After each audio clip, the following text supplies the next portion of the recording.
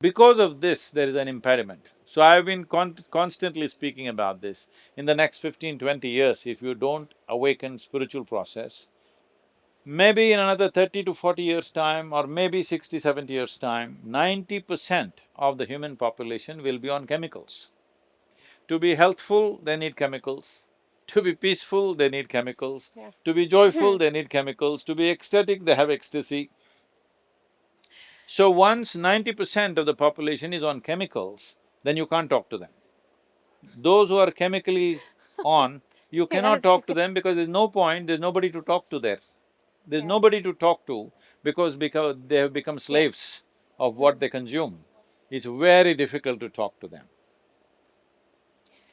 Sadhguruji, I've always been wanting to ask you, we're the youngest country in the world, one of the largest population, so that means I we thought we are have the the… oldest country in the world. Ah, Youngest population.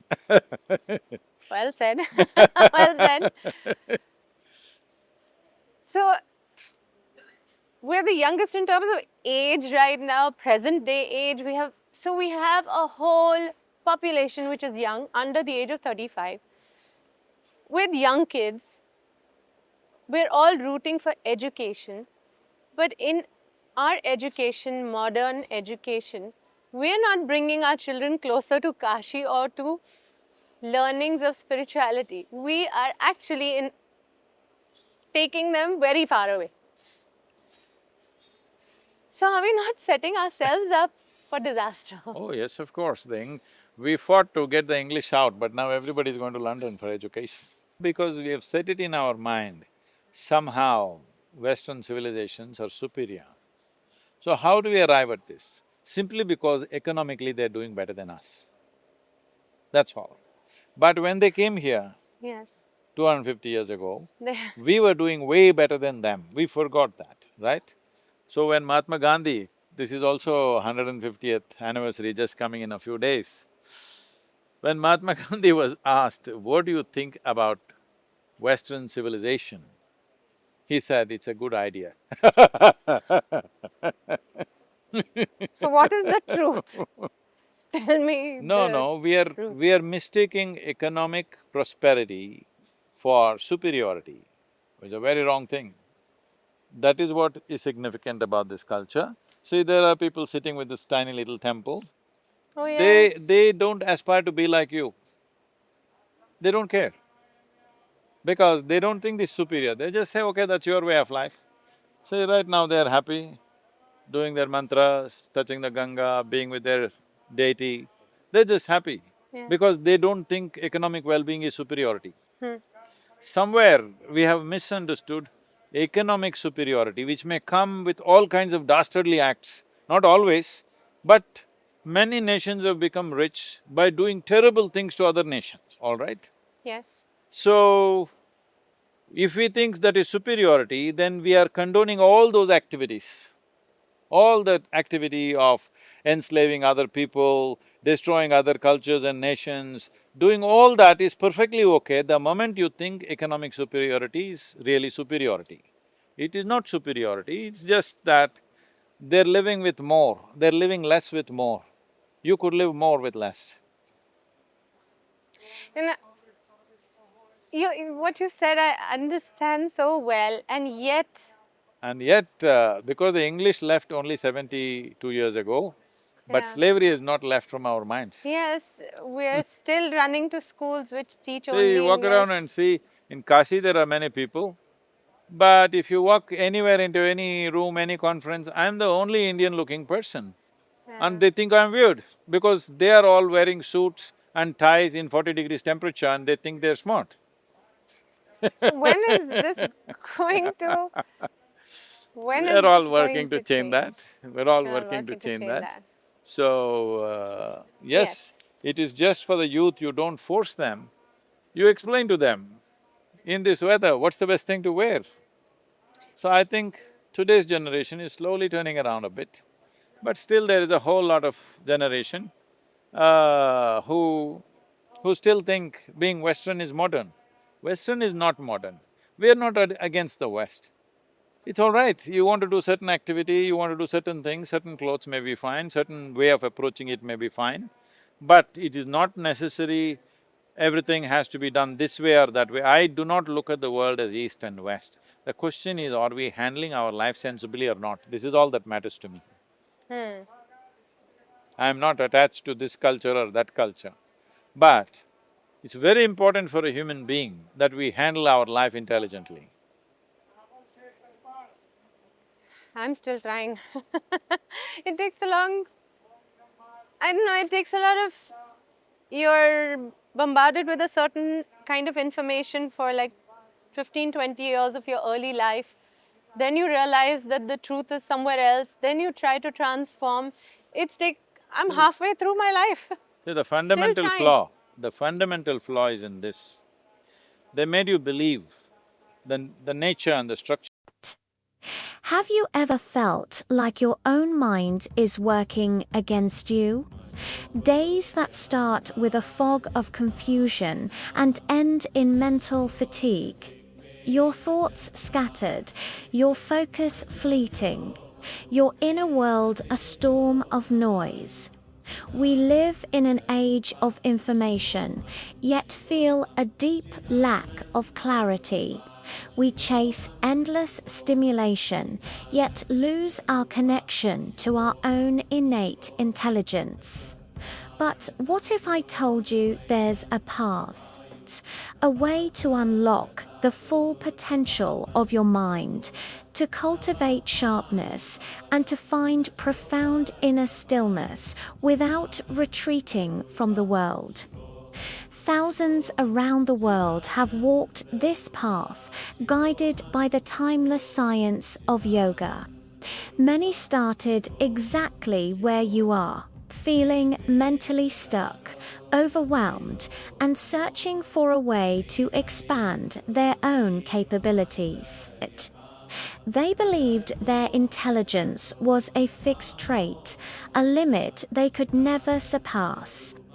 And yet, they discovered within themselves a capacity for growth they never imagined was possible. Shambhavi Mudra. Like diabetes, hypertension, asthma, eating disorders, and many of these kinds which are all essentially generated from within, all these things can be quelled from within if only we are willing to pay a certain level of attention to the innermost dimension of who we are.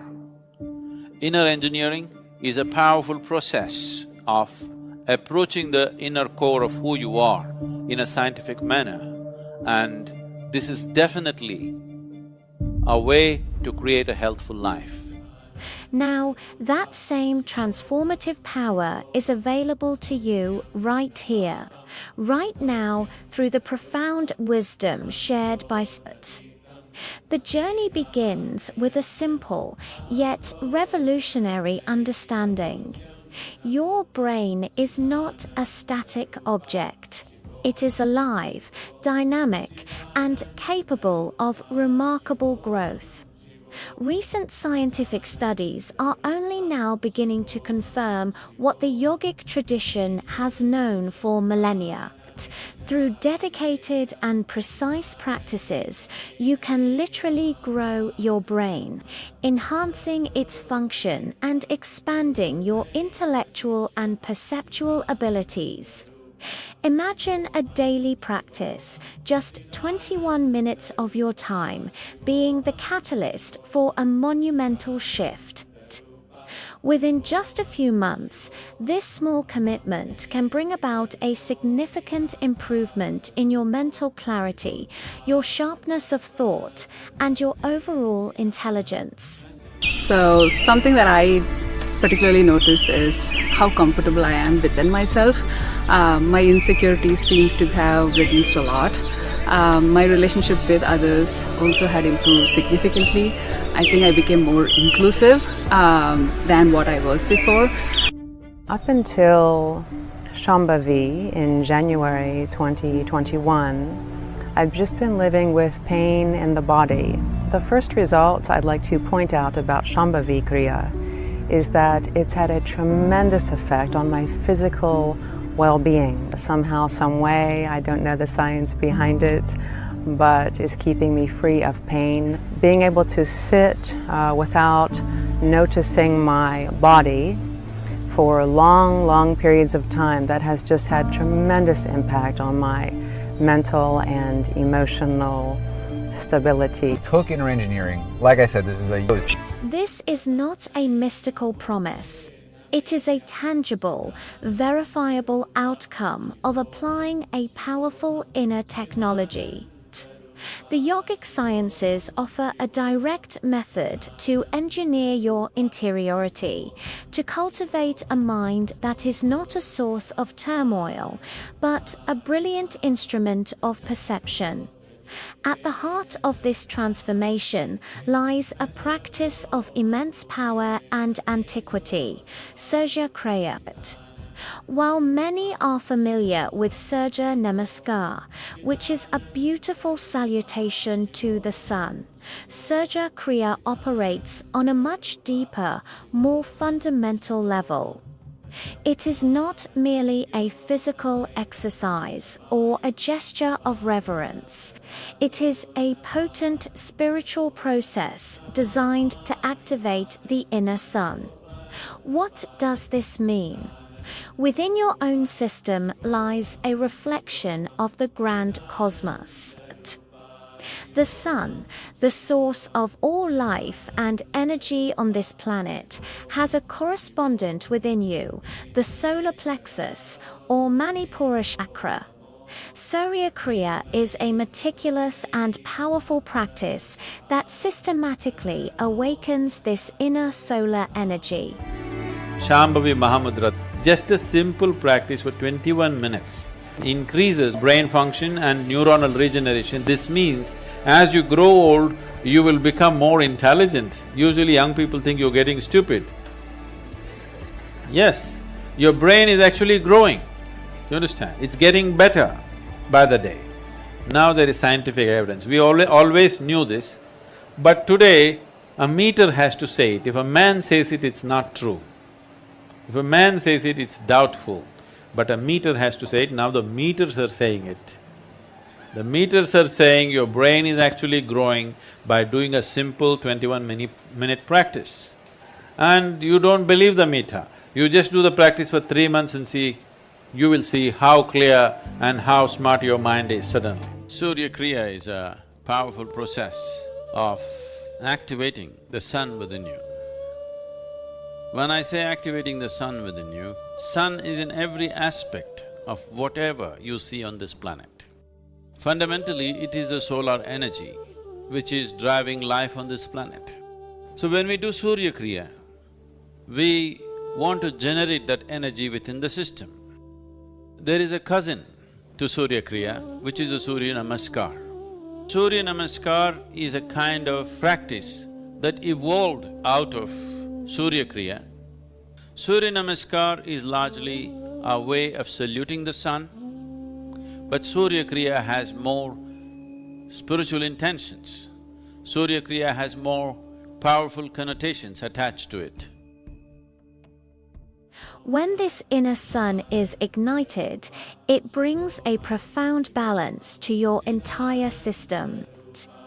It stabilizes your body, calms your mind, and aligns your energies, creating the perfect foundation for life to blossom within you. Unlike Surya Namaskar, which is about paying homage, Surya Kriya is about internalizing and embodying that solar power.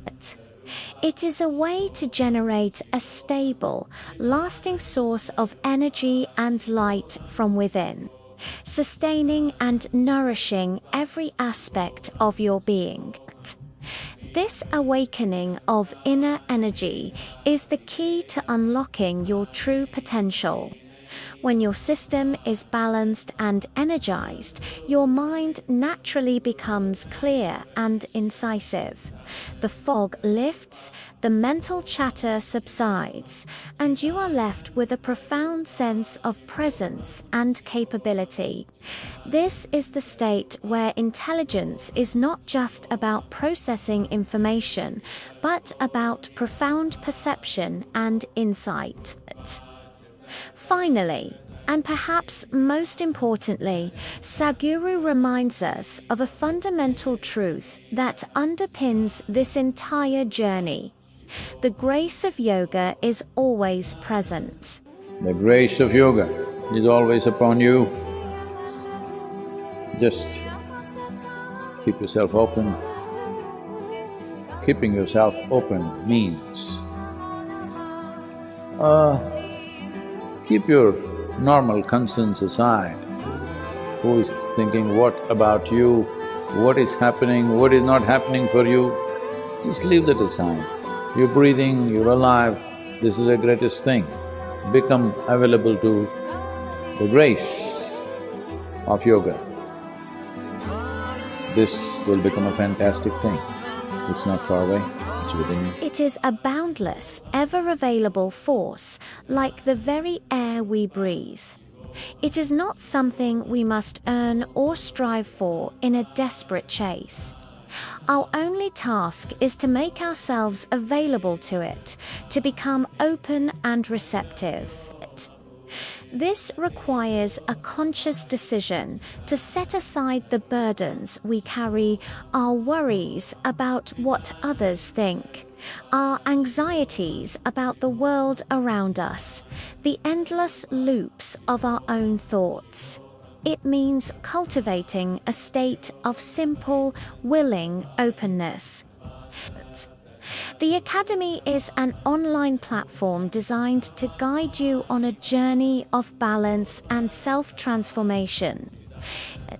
Inside, you'll find exclusive video lessons and teachings inspired by Sadhguru, one of the world's most respected masters of yoga, meditation, and conscious living. You'll discover how to quiet the mind and awaken your inner energy.